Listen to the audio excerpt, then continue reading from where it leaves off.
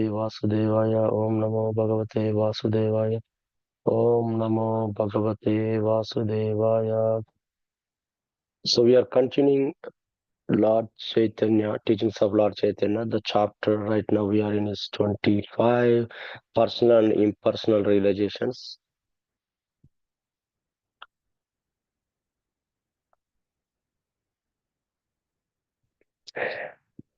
Vasudeva purely compiles Vedanta Sutra for benefit of all living entities in order to understand the philosophy of Bhakti Yoga. Unfortunately, the Mayavadi commentary, Sharira Bhasya has practically defeated the purpose of Vedanta Sutra. In the Mayavadi commentary, the spiritual transcendental form of the Supreme Personality Godhead has been denied. The Supreme Brahman has been dragged down to a level equal to the individual Brahman, the living entity. Both of them have been denied the spiritual form of individuality, although it is clearly stated that Supreme Lord is one supreme living entity and the living entities are many. Therefore, to consider the commentary of Mayavadi philosophy on the Vedanta Sutra is always dangerous. The danger is in false understanding of living entity as equal to the Supreme Lord. A living entity can thus be falsely directed. As a result, he can never come to his actual position, his eternal activity in Bhakti Yoga. In other words, the Mayavadi philosophy has rendered the greatest disservice to humanity by prompting the impersonal view of the Supreme Lord. These philosophers are depriving human society of the real message of the Vedanta Sutra. From the very beginning of Vedanta Sutra, it is accepted that the cosmic manifestation as is a display of energy of Supreme Lord. In very beginning, Janma Jasa, it is described that the the Supreme Brahman is that from whom everything is taking appearance. Everything is being maintained, everything is dissolved in him. The absolute truth is the cause of creation, maintenance, and dissolution. The cause of the fruit is a tree. When the tree produces a fruit, it does not mean the tree is impersonal. The tree produces many hundreds and thousands of fruits, but it remains as it is. The fruit is produced, develops, stays for some time, dwindles, and then vanishes. That does not mean that the tree has vanished. From the very beginning, therefore, the purpose of the Vedanta Sutra is the exposition of the doctrine of byproducts. These activities of production, maintenance, and dissolution are going on by inconceivable energy of the Lord, of Supreme Lord. The cosmic manifestation is a transformation of the energy of the Supreme Lord. Although the energy of the Supreme Lord and Supreme Lord Himself are not different and inseparable. An example is the touchstone, which produces great qualities of gold by contact with iron, but still touchstone remains as it is. The Supreme Lord, therefore, in spite of his producing huge material cosmic manifestation, is always in his transcendental form. The Mayavadi philosophy has the audacity to decline acceptance of the purpose of Vasudeva as explained in the Vedanta Sutra, and has tried instead to establish transformation of Supreme, a doctrine of transformation by imagination.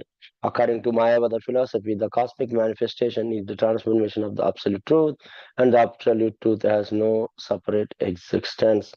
This is not the message of Vedanta Sutra. This transformation has been explained by Mayavadi philosophers as false, but it's not false. It is temporary. Mayavadi philosophy says that absolute truth is the only truth, and this manifestation of the world is false.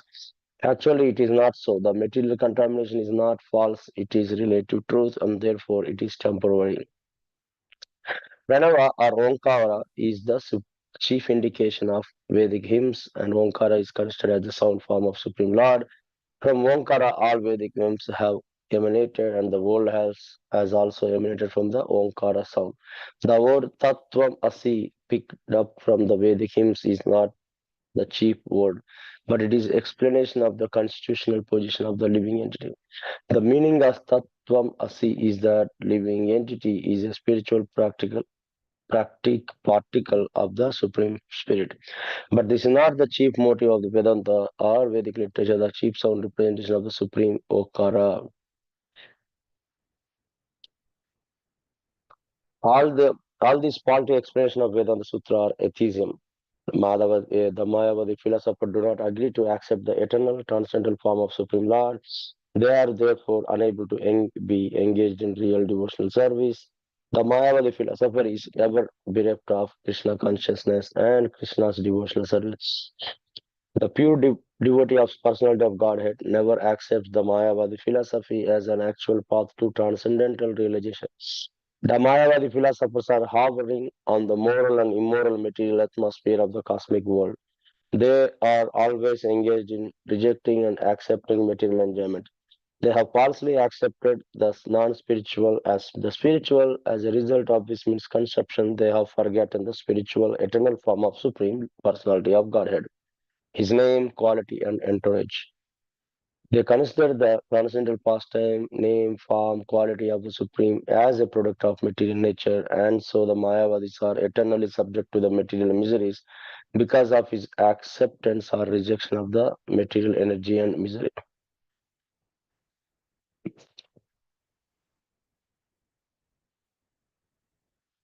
The actual devotees of the Lord are always different from the Mayavadi philosophers. Impersonalism cannot be representation of eternity, blissful, and knowledge. Being situated in imperfect knowledge of liberation, the Mayavadi decries eternity, knowledge, and blissfulness under a misconception of materialism. They reject the devotional service, therefore, they are less intelligent men. They are unable to understand the effort of devotional service. Their jugglery of words of amalgamating knowledge and knowable and the knower into one has proved their very existence as a less intelligent class of mind. The doctrine of byproduct is the real product purport of the beginning of Vedanta Sutra. The Lord is empowered with the innumerable unlimited energies. As such, he displays the byproducts of such energies in different ways. Everything is under control. The supreme controller is called the Supreme Personality of Godhead, and is manifested in innumerable energies and expansions. So yeah, we finish this chapter.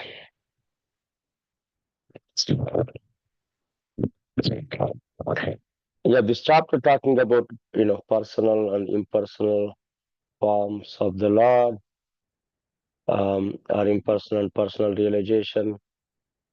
Coming to today's reading, um, you know, absolute truth is cause of creation, maintenance, and dissolution, and yeah, so the example is given in the fruit and the tree. The cause of the fruit is the tree, and when the tree produces a fruit, it does not mean that tree is impersonal. So the tree produces many hundreds and thousands of fruits, but it remains as it is. So same thing, Supreme Lord is one. He maintains multiple different creations. He maintains them. He dissolves them, but he is still different. So whereas Mayavadi philosophy think, they don't accept the personal form of the Supreme Lord. Their absolute truth definition is, not correct. So I think here it is said that and also another example given of the touchstone. When touchstone produces the great qualities of gold by contact with iron, but it still remains as it is. Same thing, Supreme Lord. Instead of producing use material cosmic manifestation, is always in his transcendental form. And also Mayavad is considered the Supreme pastime, name, form, quality as a product of material nature, and so Mayavadis are eternally subject to material miseries. So it's all, it's not a full realization, they are partial realization, their belief in not